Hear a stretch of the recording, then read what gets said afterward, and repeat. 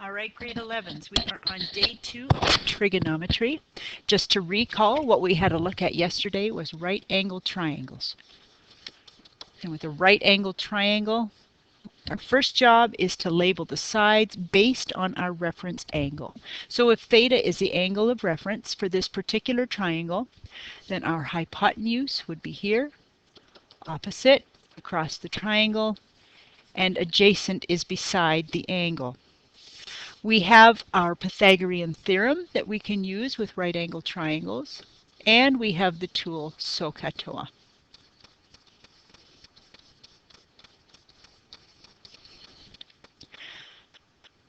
Where sine of the angle is opposite over hypotenuse, cos of the angle is adjacent over hypotenuse, and tan of the angle is opposite over adjacent.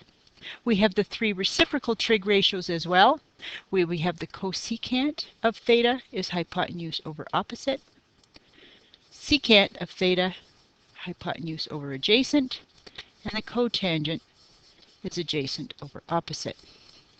If I had a specific triangle, we will call this one JMB,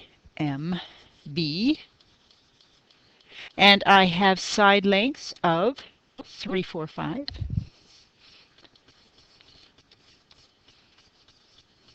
And notice that that's a nice Pythagorean triple. Then I can state the ratio of angle J.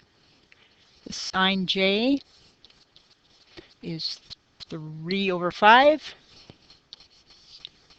I could state that the cotangent of B, different reference angle, would be adjacent over opposite, which is going to be the 3 over 4.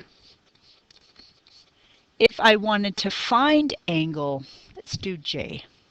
If I wanted to find angle J and I were using this ratio, and I want to get J by itself, I have to get rid of the sine on the left side, so I am going to inverse sine both sides, like it's a verb. Inverse sine of 3/5 to come up with the angle, which is 37 degrees.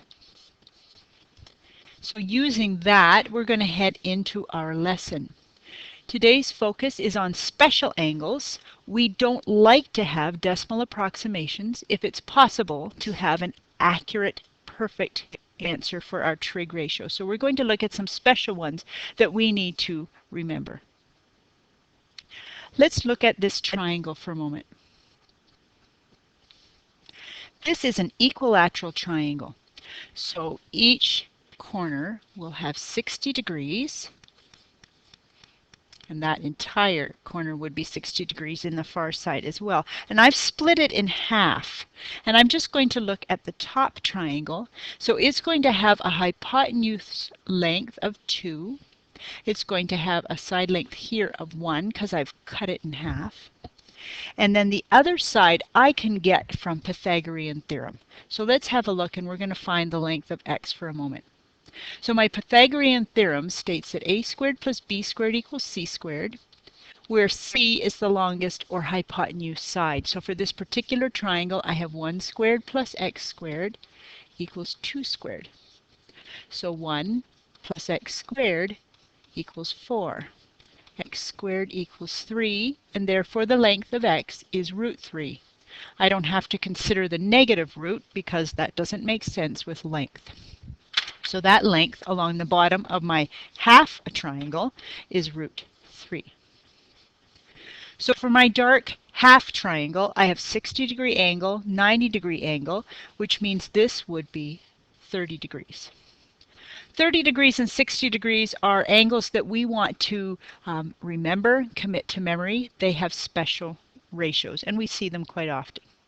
Sine of 30 degrees, so this will be my angle of reference for this particular slide, is opposite over hypotenuse. So let's label our sides. For my top triangle, this is the hypotenuse side. If 30 degrees is my angle of reference, 1 is opposite and root 3 is adjacent. Now that I've got my sides labeled, I can write my ratio. Sine of 30 is equal to 1 over 2. Sine of 30 degrees is a half. Cos of 30 degrees is adjacent over hypotenuse, which is root 3 over 2. Tan of 30 degrees is opposite over adjacent, which is 1 over root 3. There we are, stuttering aside.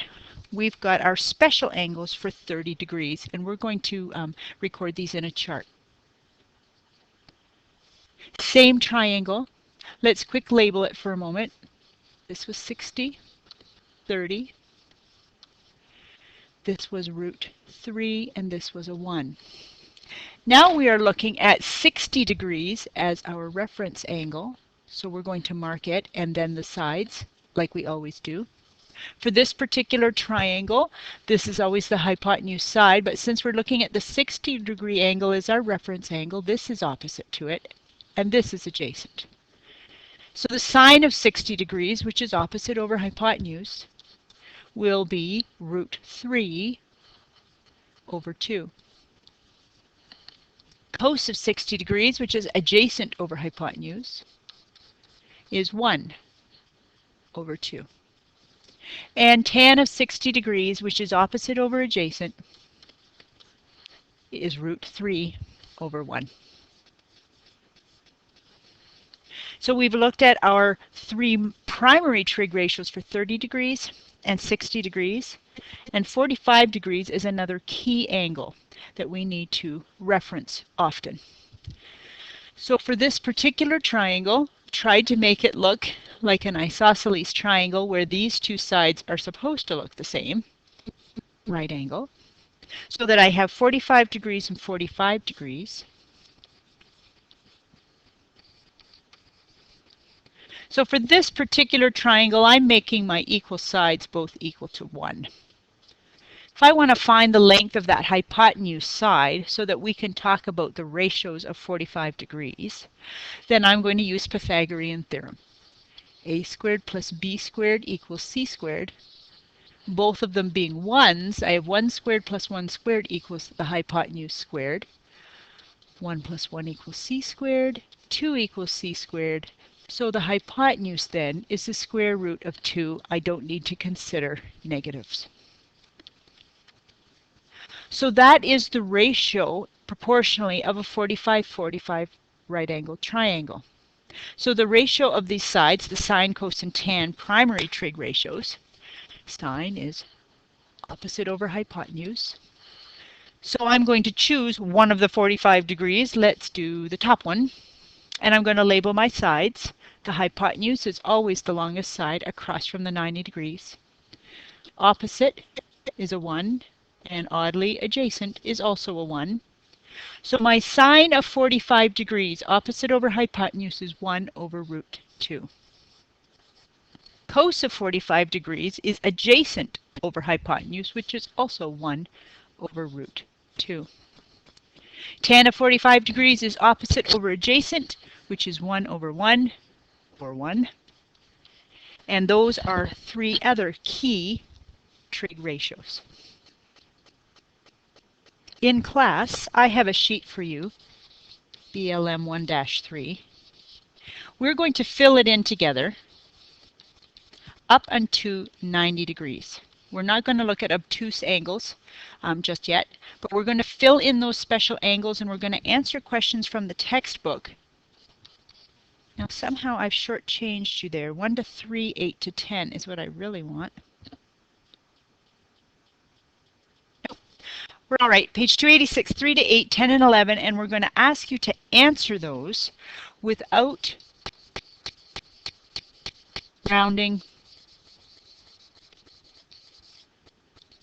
in decimal form. I'm going to ask you to leave your answers in whole numbers or fractions or radicals without rounding in decimal form.